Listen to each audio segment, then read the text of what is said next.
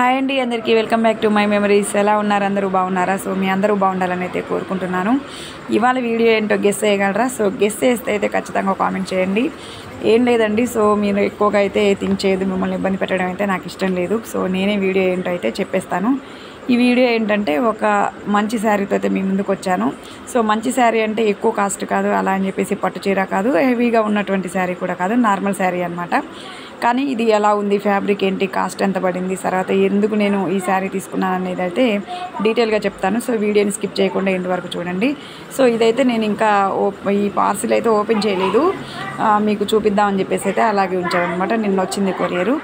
ఏంటంటే ఈ శారీ నేనైతే ఒక యూట్యూబ్ ఛానల్ నుంచి అయితే తీసుకోవడం జరిగింది. ఎక్కువగా నేనైతే ఛానల్స్ నుంచే తీసుకుంటాను, మీకు తెలిసిందే, నా వీడియోస్ చూసే వాళ్ళకి అర్థమైపోతుంది. సో చూడండి, మంచి ఆరెంజ్ కలర్తో ఉన్నటువంటి ఒక శారీ అయితే తీసుకోవడం జరిగింది. ఇదైతే మంచి ఆరెంజ్ కలర్లో ఉంది, చాలా బాగుందన్నమాట. ఆరెంజ్ కలర్ శారీ మీద పెద్ద పెద్ద ఫ్లోరల్ డిజైన్ అయితే వచ్చింది.